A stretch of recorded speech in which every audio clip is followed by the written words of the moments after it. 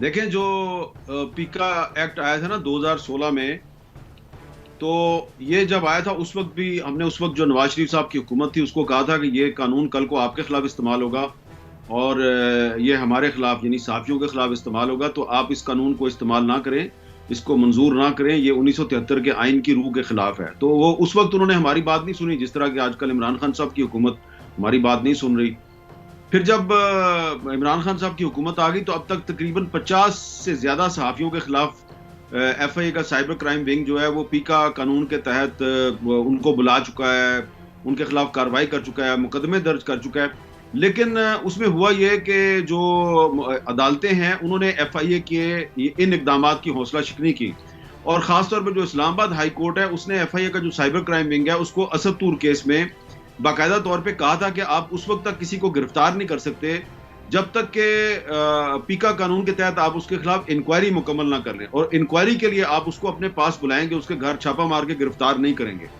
تو اس وجہ سے جو پیکا قانون کے تحت وہ جو زور زبردستی کرنا چاہ رہے تھے، وکٹمائزیشن کرنا چاہ رہے تھے، وہ ہو نہیں رہی تھی۔ لہٰذا اب انہوں نے فیصلہ کیا کہ اس قانون میں کچھ ترامیم کریں، اس کو پہلے سے زیادہ سخت بنائیں، اور اس کو آرڈیننس کے ذریعے لے کے آتے ہیں۔ تو دیکھیں انہوں نے بائی پاس کیا ہے، نواز شریف صاحب کی حکومت نے غلط کام کیا تھا، لیکن انہوں نے یہ غلط کام جو ہے یہ پارلیمنٹ سے منظور کروایا تھا۔ لیکن جو عمران خان صاحب کی حکومت ہے اس کو پتا ہے کہ پارلیمنٹ میں وہ قانون لے کے آئیں گے تو مطلوبہ حمایت ان کو حاصل نہیں ہوگی، لہٰذا انہوں نے آرڈیننس کی صورت میں اس کو جاری کر دیا ہے۔ اور یہ ایکسٹینشن ہے جو نواز شریف صاحب کے دور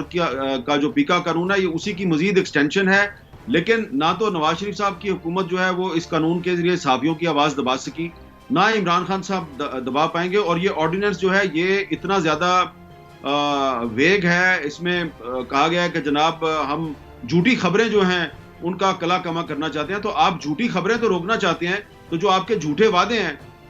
وہ ان کو کون روکے گا؟ اب دیکھیں مثال کے طور پہ عمران خان صاحب کہتے ہیں کہ جی میں نے 1 کروڑ نوکریاں دینی ہیں، میں نے 50 لاکھ گھر بنا کے دینے ہیں۔ اگر کل کو میں یہ کہوں کہ وزیر اعظم عمران خان صاحب جو ہیں وہ 3.5-4 سال میں 1 کروڑ نوکریاں دینے کا وعدہ پورا نہیں کر سکے، اور پاکستان ہاؤسنگ اتھارٹی جو ہے وہ 50 لاکھ میں سے 50,000 گھر بھی نہیں بنا سکی، تو یہ پیکا آرڈیننس کے تحت وہ میرے خلاف کارروائی کر سکتے ہیں، کیونکہ اس میں کہا گیا کہ فوج، عدلیہ اور ریاستی اداروں کے خلاف آپ فیک نیوز نہیں پھیلا سکتے۔ فیک نیوز کی آپ نے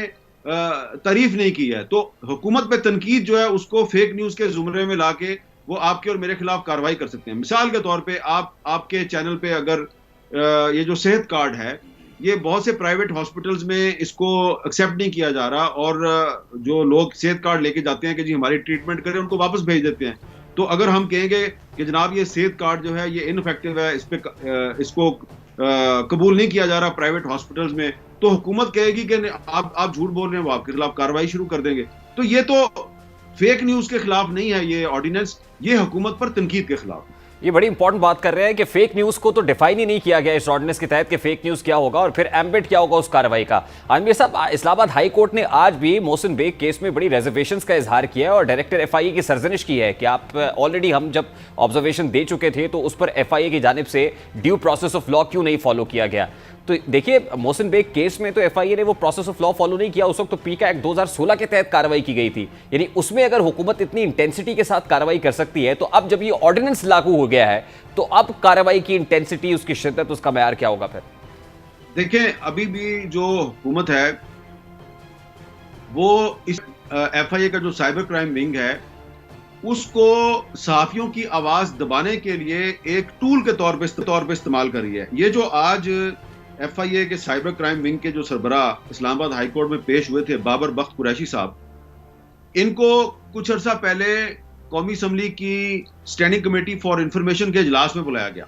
اور وہاں پر حکومت اور اپوزیشن کے جو ارکان قومی اسمبلی تھے انہوں نے کہا کہ جو ایف آئی اے کا سائبر کرائم ونگ ہے یہ نہ صرف یہ کہ صحیح طریقے سے کام نہیں کر رہا بلکہ یہ ہمیں تھریٹ کرتا ہے، کیونکہ کچھ جو قومی اسمبلی کے معزز ارکان ہیں ان کو بھی ان کی طرف سے میسیجز آئے تھے کہ جی آپ نے فلاں کا میسج فارورڈ کیا ہے تو آپ کے خلاف کارروائی ہو سکتی ہے۔ تو یہ وہاں پر بھی کوئی صحیح جواب نہیں دے سکے۔ اس سے پہلے آپ کو یاد ہوگا کہ یہ سائبر کرائم ونگ جو ہے کئی صحافیوں کو اس نے بغیر کسی انکوائری کے گرفتار کر لیا تھا۔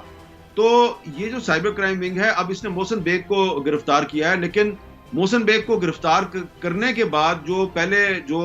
ایک اینٹی ٹیررسٹ کورٹ ہے اس نے کہا کہ پولیس کا طریقہ کار غلط تھا,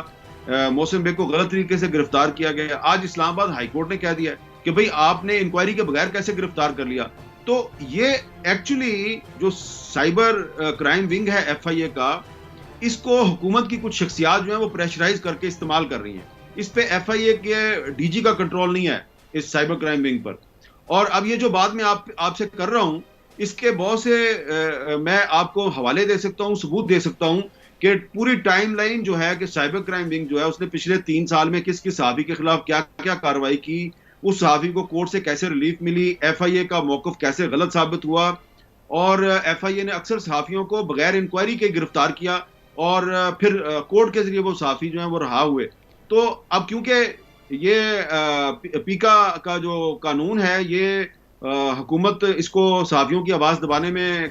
صحیح طریقے سے استعمال نہیں کر پا رہی تھی, تو ایک ترمیمی آرڈیننس آ گیا. محسن بیگ صاحب جو ہیں ان کے خلاف اب سائبر کرائم ونگ جو ہے وہ اتنا ایکٹیو نہیں ہے, اور یہ پیکا ایکٹ جو ہے وہ اس کے تحت کارروائی نہیں ہو رہی, نہ ہی آرڈیننس نیا جو آیا اس کے تحت کارروائی ہو رہی ہے. اب ان کے خلاف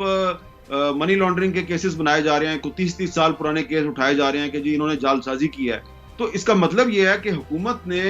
فیصلہ کر لیا ہوا ہے کہ انہوں نے محسن بیگ کو ہر صورت میں کسی نہ کسی طریقے سے جیل کے اندر رکھنا ہے. اور یہ جو آرڈیننس آیا ہے نیا, یہ آرڈیننس لانے کا صاف مقصد یہی نظر آتا ہے کہ جو بھی صحافی حکومت پہ تنقید کرے گا, حکومت کی ڈکٹیشن کو نہیں مانے گا, تو اس کو یہ آرڈیننس کی کوئی کلوز لگا کے اس کو گرفتار کر لیا جائے گا, جیل میں پھینک دیا جائے گا. لیکن ہاں یہ سب آرڈیننس کی جو مدت میعاد ہے وہ تو 120 روز ہے یا 4 ماہ ہے. تو 120 روز کے بعد تو آرڈیننس لیپس ہو جائے گا اور اس کے بعد الٹیمیٹلی اس کو پارلیمان کے اندر لانا پڑے گا, آپ کو ایکٹ بنانا پڑے گا. تو حکومت کیا فورسی کر رہی ہے ان 120 روز کے اندر؟ کیا کارروائیاں مزید شدت کے ساتھ زور پکڑیں گی؟ یہ آپ کی بات درست ہے کہ آرڈیننس جو ہوتا ہے اس کی ایک مدت ہوتی ہے, لیکن پھر اس کو دوبارہ بھی جاری کیا جا سکتا ہے. اور ہو سکتا ہے کہ حکومت جو ہے اس نے یہ آرڈیننس جو ہے یہ صرف 2-3 مہینے کے لیے لے کے آئی ہے, کیونکہ یہ اگلے 2-3 مہینے شاید عمران خان صاحب کے خیال میں ان کے لیے بڑے اہم ہیں. اور ان 2-3 مہینوں میں انہوں نے اس آرڈیننس کے ذریعے کچھ ٹی وی چینلز کو, کچھ اخبارات کو لگام دینی ہے, کچھ صحافیوں کو سبق سکھانا ہے. تو ہو سکتا ہے کہ وہ یہ آرڈیننس شارٹ ٹرم مدت کے لیے لے کے آئے ہیں, لیکن اگر ان کی حکومت قائم رہتی ہے اور وہ مطلوبہ مقاصد حاصل نہیں کرتے تو وہ اس آرڈیننس کو دوبارہ بھی جاری کروا سکتے ہیں. تو حامد صاحب, آج عدالت نے بھی آبزرویشنز دی کہ کیا F I A public office holders کے انٹرسٹ کو پروٹیکٹ کرتا ہے. یہ استفسار کیا جسٹس اطہر من اللہ نے, اور اس میں بھی یہی صورتحال دکھائی دے رہی ہے کہ 22 کروڑ عوام کو تو شاید اس ایکٹ کا آرڈیننس کا فائدہ نہیں ہوگا, لیکن پبلک آفس ہولڈرز یا باثر افراد اس سے ضرور فائدہ اٹھائیں گے. تو آپ کس طرح سے دیکھ رہے ہیں اس سارے کے سارے آرڈیننس کو کہ اب مستقبل قریب کے اندر جو ہے وہ اس طرح کی کارروائیاں اور اسی طرح باثر افراد جو ہے وہ انفلوئنس کریں گے ایف آئی اے کو, اور ایف آئی اے سے اپنے مطلوبہ مقاصد پورے کرائیں گے؟ دیکھیں, میں آپ کو ایک اپنی ذاتی مثال دیتا ہوں. میں نے پچھلے 1.5-2 سال میں ایف آئی اے کا جو سائبر کرائم ونگ ہے اس کو بہت سے کیسز رپورٹ کیے ہیں, تقریباً 10 سے زیادہ میں نے کیسز رپورٹ کیے ہیں. اور ایک کیس ایسا تھا کہ جس میں پنجاب کے ایک صوبائی وزیر جو ہیں انہوں نے میرے والد مرحوم کے خلاف ایک پریس کانفرنس میں جھوٹے الزامات لگائے. انہوں نے الزام یہ لگایا جی کہ وارث میر صاحب جو ہیں وہ بنگلہ دیش گئے اور حسینہ واجد سے ایوارڈ وصول کیا اور پاکستان کے ساتھ غداری کی. اب میرے والد صاحب تو 1987 میں فوت ہو گئے تھے, اور حسینہ واجد جو ہیں وہ ابھی کچھ سال پہلے وزیر اعظم بنی ہیں. تو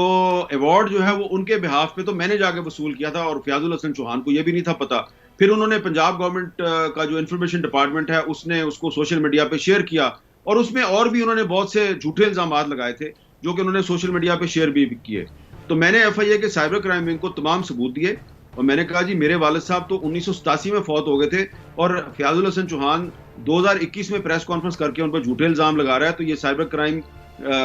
کا جو قانون ہے اس کے فلاں شک کی انہوں نے خلاف ورزی کی ہے, ان کے خلاف کارروائی کریں. آج 1.5 سال ہو گیا ہے آج تک, اور خود میں گیا وکیل کے ساتھ ایف آئی اے کے سائبر کرائم ونگ میں جا کے میں نے وہ درخواست جو ہے وہ دی, شکایت درج کروائی, تمام ثبوت دیے, خود جا کے میں ذاتی طور پہ گیا. آج تک اس پہ کوئی کارروائی نہیں ہوئی, کوئی انکوائری نہیں ہوئی. اور جو باقی میں نے مختلف جو حکومت کے جو سوشل میڈیا پہ جو ٹرولز ہیں, جو دھمکیاں دیتے ہیں, جو گالیاں دیتے ہیں, جو فیک نیوز پھیلاتے ہیں میرے بارے میں اور صحافیوں کے بارے میں, ان کی میں نے رپورٹ کی, کوئی کارروائی نہیں ہوئی. اسی طرح میں آپ کو بتاؤں کم از کم 5-6 جو ہماری فیمیل جرنلسٹ کولیگز ہیں, خواتین صحافی جن کی کردار کشی کی جاتی ہے, انہوں نے شکایت کی سائبر کرائم ونگ کو किसी की शिकायत पे कोई कार्रवाई नहीं हुई। लेकिन मुराद सईद साहब जब एक दरखास्त सुबह 9 बजे देते हैं तो 9:30 बजे तक छापा भी लग जाता है और मोहसिन बेग साहब गिरफ्तार भी हो जाते हैं। तो इसीलिए जो इस्लामाबाद हाई कोर्ट के चीफ जस्टिस की ऑब्जर्वेशन है वो बिल्कुल मैं उसको दुरुस्त समझता हूँ कि ये जो साइबर क्राइम विंग है और जो पीका का जो कानून है उसके तहत सिर्फ जो अशराफिया है, जो अरबाब इख्तियार हैं, हुकूमत के लोग हैं, उनके पॉलिटिकल इंटरेस्ट को वॉच किया जा रहा है, आम आदमी के इंटरेस्ट को बिल्कुल वॉच नहीं किया जा रहा। YouTube पर गूगली न्यूज देखने के लिए youtube.com की सर्च बार में गूगली न्यूज टीवी टाइप करें। गूगली न्यूज के पेज पर सुर्ख रंग के सब्सक्रिप्शन वाले बटन पर क्लिक करना ना भूलिए। YouTube पेज पर अपलोड होने वाली वीडियो से बाखबर रहने के लिए बेल आइकन पर क्लिक कीजिए। आपको हर नई वीडियो के बारे में नोटिफिकेशन मौसूल हो जाएगा।